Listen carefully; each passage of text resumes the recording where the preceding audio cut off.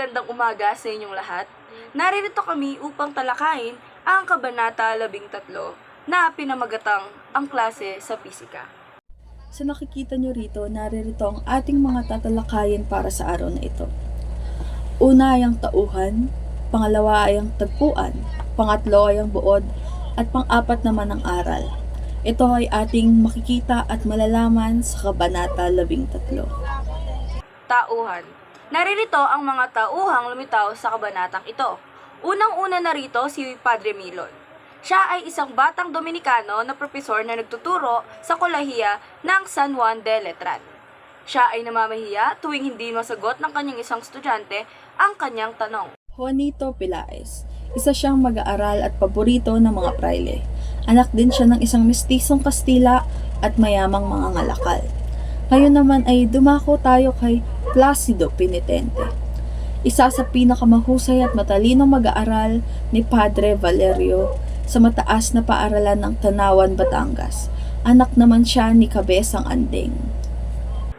Sa tagpuan naman, iisa lamang ang lugar na pinangyarihan at ito ay silid-aralan. Sa susunod na pahina, babasahin ko naman ang buod. Ang silid para sa pag-aaral ng pisika ay maluwag at parihaba. Kahit na ito ay may kalakihan, ngunit makikita na wala itong kahit anumang palamuti. At ang mga kagamitan at instrumento sa pag-aaral ay nasa isang lagayan at nakakandado. Ang magkabilang panig naman ng silid ay mayroong upuang kahoy na aabot sa 3 baitang ang taas. Doon nauupo ang mga mag-aaral na nakaayos batay sa titik ng kanilang mga apelido. Si Padre Milon naman ang propesor sa klase ng pisika. Kanyang ipinabasa ulit ang mga isinaulong aralin na walang labis at walang kulang. Isang lalaki ang nakita niyang naghikab at ito ay kanyang pinagbuntungan. Nang mapansin naman niya si Juanito na kanyang kinagigiliwan sa klase, ay iyong kanyang tinanong. Ngunit hindi alam ni Juanito kaya't inapakan niya si Placido upang siya ay tulungan. Subalit, nasaktan ng sobra si Placido kaya siya ay napasigaw at siya naman ang tinanong ng propesor. Hindi naman ito nakasagot at sinabi ang bilang ng kanyang mga pagliban. At dinagdagan naman ni Padre Milon ng isang guhit ang kanyang talaan kasabay ng pagmumura at panglalait sa kanyang estudyante. Ngunit sumagot si Placido sa propesor, kaya't sila'y nagkaroon ng kaunting initan sa pagitan nila. Sapagkat, hindi na napigilan ni Placido ang kanyang sarili at siya'y lumiban ng walang paalam na ikinagulat ng lahat. Bago tayo magtungo sa aral, mayroon muna kaming ipapanood sa inyong lahat.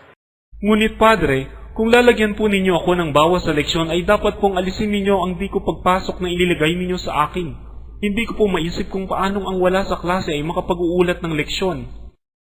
Di yata't hindi mo naunawaan at hindi mo naisip. Iloso po na hindi na pumasok sa klase, hindi pa marunong ng leksyon. Tama na, Padre. Tama na. Mailalagay po ninyo ang lahat ng guhit na ibig ninyong ilagay. Ngunit wala kayong karapatang laipin ako. Hindi na ako makatitiis sa inyong klase. At umalis si Placido nang walang paalam. Nagulat ang klase. Ang gayong pagsagot ay hindi pa nasasaksihan kailanman. Ang nabiglang propesor ay napakagatlabi at tatangu-tangong nagbabala habang pinagmamasdan ang papalayong estudyante. Tayo naman ay dumako na sa huling bahagi ng aming pag-uulat ngayong araw. Ito ang mga aral na ating mapupulot sa Kabanata 13. Ang unang aral na ating tatalakayin ay para sa mga guro. Dapat tayo ay may pantay na pagtingin at hindi papaboran ng kung sino man. Bilang isang guro, dapat tayo ay patas sa lahat ng bagay. Isipin natin kung tama nga ba ang pamamaraan ng ating pagdidisiplina. Dahil ito ay kailangan na laging angkop at hindi makakasama sa kung sino man. Ang pangalawang aral naman ay para sa mga mag-aaral. Tayo ay dapat na laging handa sa mga pagkakataon na ating haharapin. Sapagkat kapag tayo ay namulat na sa realidad ng buhay, ay ating mapagtatanto na sa lahat ng oras ay kailangan nating maging handa sa maaaring pagsubok na ating maranasan. Dapat rin nating alam kontrolin ang ating sarili Ngunit kapag tayo ay dumating sa pagkakataon na tulad ng kay Placido, ay piliin nating kumalma at huwag magpadalos-dalos, sapagkat ito ay maaaring makaapekto sa atin. Maraming salamat sa inyong pakikinig at sana ay may natutunan kayo sa amin.